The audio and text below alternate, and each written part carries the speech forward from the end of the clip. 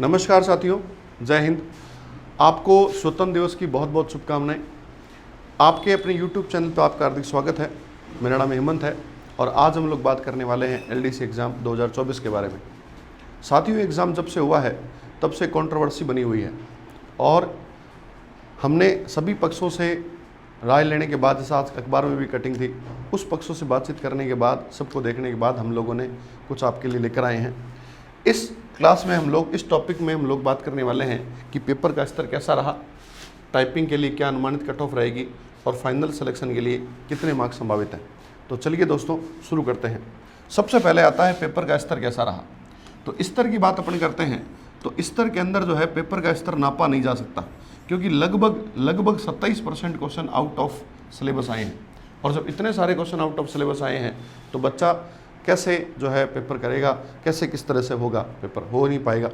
तो मेरा कहने का मतलब ये है, जब इतना पेपर बाहर आया है तो फिर पेपर का स्तर हम लोग कठिन नहीं कहेंगे। हालांकि प्रश्न उस स्तर के नहीं थे, लेकिन पढ़ा हुआ नहीं था तो कठिन लगता है। कोई भी चीज़ सिंपल होती है, लेकिन अगर पढ़ी भी नहीं हो तो बहुत कठिन लगती है। हालांकि पेपर के सवाल अगर जीके, किसी की इंडिया जीके वगैरह पढ़ा हुआ हो या रिवीजन किया हुआ हो तरीके ढंग से, तो फिर अपने आराम से उसको कर सकते हैं।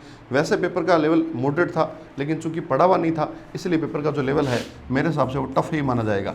क्योंकि पेपर पढ़ा हुआ नहीं है और पढ़े हुए नहीं होती है तो कोई चीज़ अगर आपको 2+2 पूछा जाए और आपके पढ़ा हुआ नहीं है तो ये बहुत सिंपल सवाल है, लेकिन आपके लिए बहुत टफ सवाल होगा। तो मेरा कहने का मतलब ये कि पेपर का लेवल तो काफ़ी टफ था। चलो भाई, अब हो गया जो हो गया। नेक्स्ट सवाल, अब देखना, नेक्स्ट सवाल हमारा ये है कि टाइपिंग के लिए क्या कट ऑफ है। तो इसके लिए हम लोग बात करने वाले हैं कि पिछली बार जो पिछला एग्ज़ाम हुआ था LDC 2018 का, उसके अंदर जो कट ऑफ गई थी वो गई थी 122 नंबर फॉर जनरल के लिए 122 रही थी और OBC के लिए 115 गई थी। भाई मोटा मोटा ध्यान रखना, जनरल 122 गई थी और OBC के लिए 115 नंबर गई थी।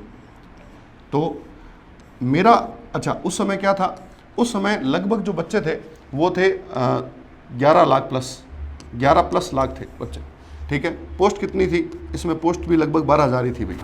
लेकिन अब क्या हुआ कि चूंकि CET आ गया था, तो CET की वजह से केवल और केवल 75,000 के आसपास बच्चे बैठ पाए एग्जाम में। और पोस्ट कितनी थी? तो पोस्ट तो 4,000 ही थी भाई। तो मेरा कहने का मतलब ये है, इससे ज़्यादा फर्क नहीं पड़ेगा, लगभग वही रेशियो है।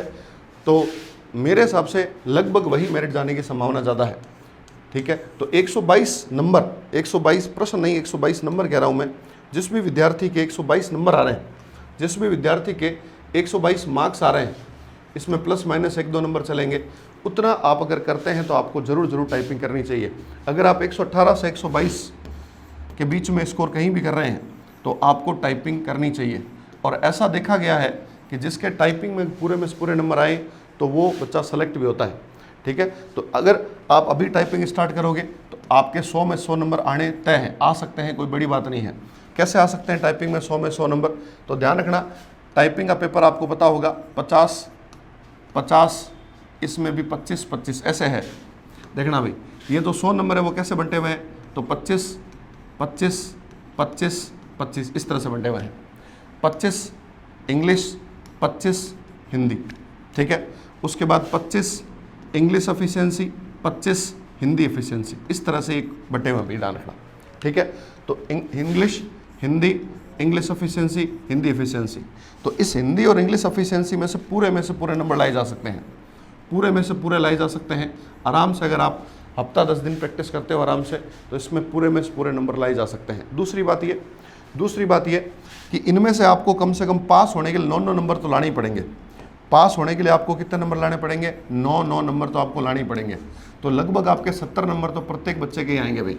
ध्यान रखना, ये मान के चलना कि 95% बच्चों के 70 नंबर तो आएंगे। अब आपको आगे के जो 30 नंबर है उसके लिए मेहनत करनी है। तो उसके लिए आपको पता होगा कि इंग्लिश में आपको चाहिए 50 की स्पीड चाहिए, और हिंदी में कितने की स्पीड चाहिए? 40 की स्पीड चाहिए, विद, ध्यान रखना, 0% एरर, विद 100% एक्यूरेसी चाहिए आपको। तो आपके इतने नंबर आए जा सकते हैं और इतना समय मिलेगा इनफ मेरे हिसाब से कि आप इतना कर सकते हैं। तो ये बड़ा क्वेश्चन भी होता है कितने करना चाहिए, तो लगभग वही मेरिट लेने की संभावना है, और मैं कहूँगा उससे थोड़ी कमी रहेगी।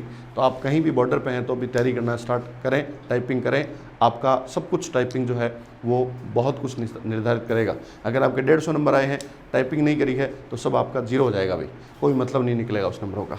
ठीक है, अगला सवाल आता है कि फाइनल सिलेक्शन के कितने नंबर चाहिए। तो आपके जितने भी नंबर हैं, फिलहाल जितने भी नंबर हैं, आप उसमें से प्लस ऐड प्लस 100, ध्यान रखना, प्लस 95 प्लस करने का प्रयास करें। आपके जितने भी नंबर आए हैं, कम से कम 95 नंबर और अधिकतम 99 नंबर, 100 नंबर भी लाए जा सकते हैं, उस पर प्रयास करें। आपके ये नहीं सोचें कि पता नहीं क्या मेरिट ऊपर चले जाएगी, ऐसा कुछ नहीं होगा। जिस बच्चे के 100 में से 100 नंबर आ जाएंगे, वो बच्चा फाइनली एलडीसी बन जाएगा। इस बात में लगभग पूरी सत्यता है, ध्यान रखना, लगभग पूरी सत्यता इस बात में। ठीक है, और अभी बहुत ज़्यादा कंट्रोवर्सी चल रही है। अगर आपके दिमाग में कोई सवाल है, कुछ आप पूछना चाहते हैं, कोई चीज़ आपके दिमाग में है जो आप सॉल्व नहीं कर पा रहे हैं एलडीसी एग्ज़ाम को लेकर, तो आप नीचे कमेंट सेक्शन में लिख सकते हैं। ये वीडियो इतना ही है, आप अपना प्यार इसी तरह से देते रहिए। धन्यवाद।